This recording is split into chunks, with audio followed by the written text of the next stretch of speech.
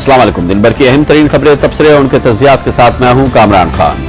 अक़वाम मुत्तहिदा के secretary general बान की मून अफगानिस्तान से होते हुए आज इस्लामाबाद पहुंचे और यहां उन्होंने वज़ीर आज़म यूसुफ रज़ा गिलानी और सदर आसिफ अली ज़रदारी से मुलाकात की।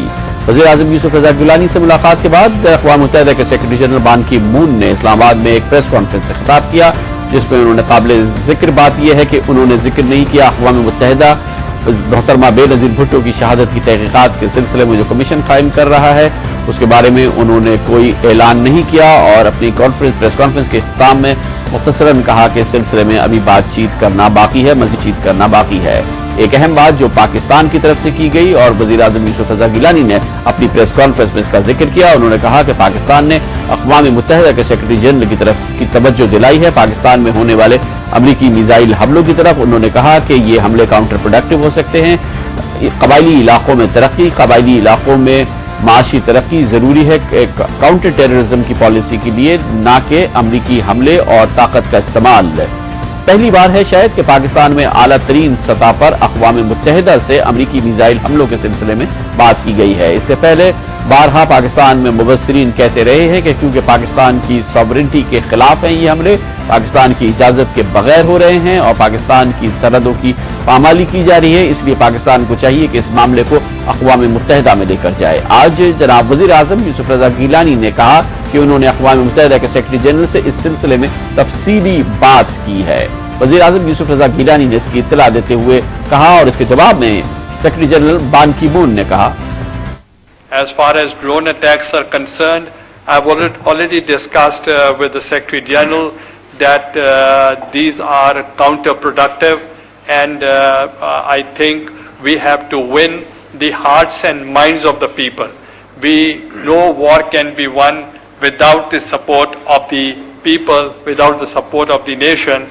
Therefore, I think our strategy is to isolate the militants from the local tribes. But with such incidents of attacks, they get united again. Therefore, it becomes counterproductive, and on many other multilateral dimensions, we want cooperations of the United Nations, and we are already having very good relations. I agree with what the Prime Minister just said. Security and development are very closely interrelated. Therefore, we should take and address this issue in a comprehensive way. Pakistan का अक़वाम मुत्तहिदा के secretary general की तरफ इस मामले पर तवज्जो दिलाना, यानी कि अमरीकी मिसाइल हमले जो पाकिस्तान की सरहदों के अंदर किए जा रहे हैं, क्या ये सही फोरम है और अगर अक़वाम मुत्तहिदा की एक संजीदा इंटरवेंशन इस मामले में चाहिए तो क्या करना होगा, इस पर हम बात करेंगे। अक़वाम मुत्तहिदा में पाकिस्तान के साबिक़ मुस्तक़िल मंदूब जनाब अहमद कमाल हमारे साथ न्यूयॉर्क से मौजूद हैं। Welcome to the show.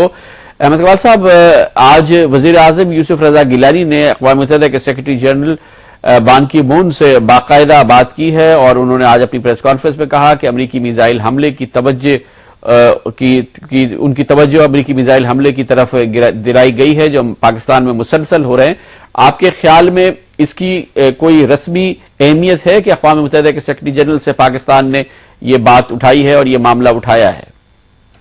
नहीं जनाब कमाल साहब, ये तो बिल्कुल एक कार्रवाई लगती है और उसकी वजह ये है कि आप सब ने सुना कि वजीर आजम ने जो लफ्ज इस्तेमाल किया है वो है काउंटर प्रोडक्टिव।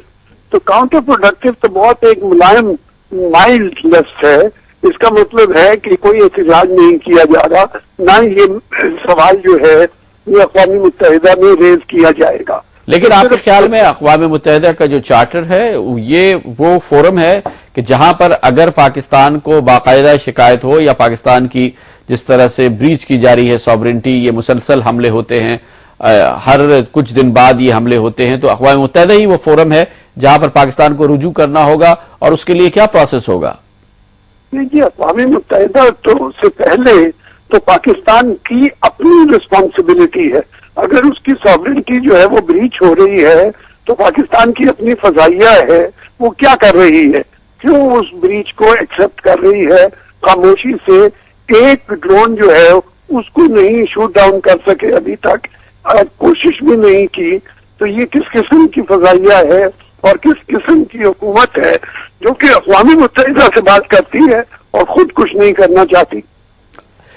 کمال صاحب، آج اپنی اس پریس کانفرنس میں جناب وزیر اعظم نے بھی جناب سیکرٹری جنرل بان کی مون کی توجہ مسئلہ کشمیر کی طرف دلائی اور کہا کہ پاکستان اور خطے میں جو اس وقت کیفیت ہے، جو ٹینشن ہے، اس میں حل طلب مسئلہ ہے کشمیر کا، وہ حل کیے بغیر یہ ٹینشن ختم نہیں ہو سکتی. جناب بان کی مون نے ایک سوال کے جواب میں بھی اور اس وزیر اعظم کی آبزرویشن کے بارے میں بھی انہوں نے کہا کہ اس مسئلے کو حل ہونا ضروری ہے اور مذاکرات کے ذریعے ہی یہ مسئلہ حل ہونا چاہیے. اقوام متحدہ کے سلسلے میں پینڈنگ قراردادیں ہیں.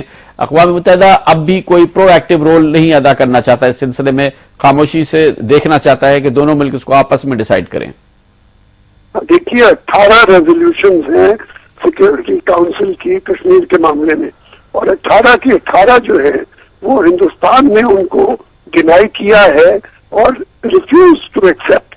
چنانچہ ظاہر ہے کہ سالوں سے ہم یہ اقوام متحدہ سے کہہ رہے ہیں کہ سیکرٹری جنرل کو چاہیے کہ ایک اسپیشل انوائے مقرر کرے جو کہ کشمیر کی طرف فوکس کرے اپنا رجوع اور اپنے خیالات.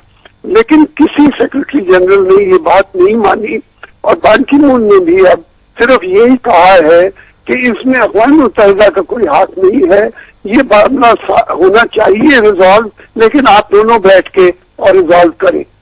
تو ظاہر ہے کہ کہنا پڑے گا کہ بھئی اگر ہم دو بیٹھ کے ریزالو کر سکتے تو آج سے 40 سال پہلے ریزالو کر لیتے. لیکن اس کو زیادہ پش کرنا پڑے گا، خاص طور پہ چونکہ ہولبروک صاحب کو جو انوائے بنایا ہے امریکہ نے، ان کے مینڈیٹ سے خاص طور پہ کشمیر اور ہندوستان پاکستان کی ریلیشن شپ جو ہے وہ ہولبروک کے مینڈیٹ میں نہیں ہے. چنانچہ ظاہر ہے کہ اقوام متحدہ کی طرف پھر ہمیں رجوع کرنا پڑے گا. بہت شکریہ جناب احمد کمال ہمارے ساتھ نیو یارک میں تھے. لیتے ہیں کمرشل بریک اور اس کے بعد پنجاب میں سیاسی دنگل اب ڈراپ سین ہوگا اور آئندہ چند دنوں میں واضح آثار شواہد نظر آ رہے ہیں کہ کوئی بڑی سیاسی تبدیلی ہوگی. تیاریاں پوری کی جا رہی ہیں اور تقریباً مکمل ہی ہو گئی ہیں. اس کے اثرات کیا ہوں گے اس پر ہم گہری نظر ڈالیں گے کمرشل بریک کے بعد.